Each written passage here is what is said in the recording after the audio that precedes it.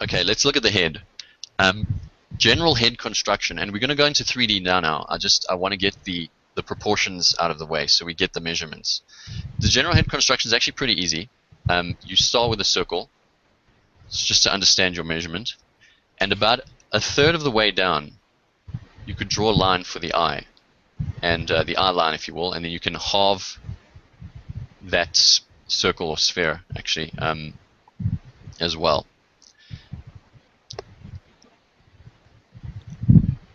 Now the bottom of this circle over here, so let's just call this eye line as a third of the way, right? A third of the way down. The bottom of the circle is actually the nose line. And again, this is idealistic proportions. So they were based on, I think, athletic proportions of an athletic kind of person, 8 heads. And this is the nose area at the bottom of the circle here. Sort of halfway through the circle is the eyebrow line. Just drawing it simplified here. And then the top of the head is, of course, or the top of the cranium, if you will, is the top of the circle.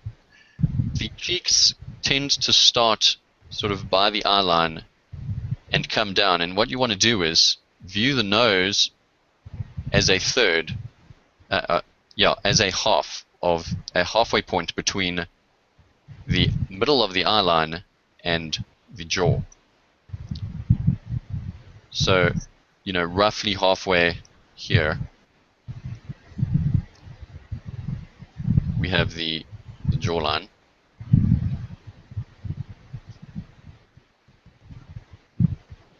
And then halfway between the nose and the jaw, we have the mouth line.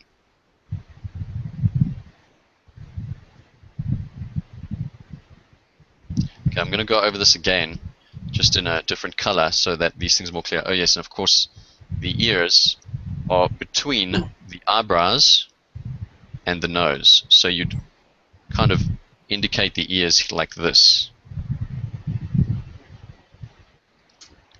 Okay, let me go over this. These, honestly, if you learn these proportions, I mean, I know these drawings look totally trash and everything, but if you learn these proportions, you're really, really solidifying the fundamentals for yourself when it comes to rendering them in 3D, beautiful, nice anatomied figures. Okay, so we have the sphere as our starting point, and 1/3 of the sphere down is the eye line. The bottom of the sphere here is the nose line.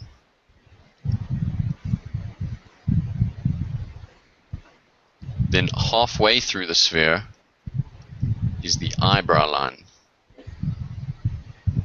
Apologize for my bad handwriting. I was never good at writing. And then, if you duplicate the space between the nose and the eye line down here, you get the bottom of the jaw.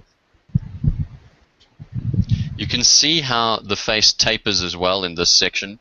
It tends to taper down. Now, again, it's idealistic. A lot of people have very square jaws. Some people have very round jaws.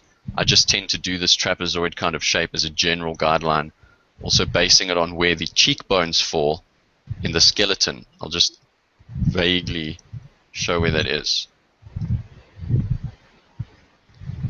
So we have the mouth line halfway between this point, the jaw, and the eye line.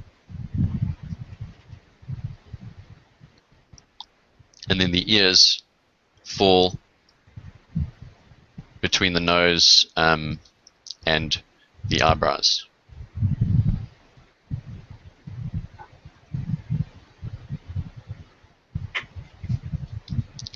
Okay, so that's basically a head proportion map, the typical head proportion map.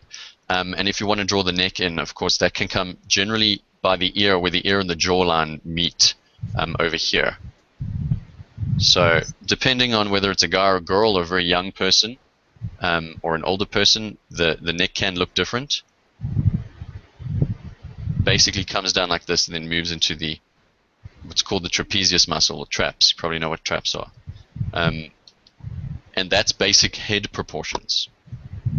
Okay. So I hope you guys got that.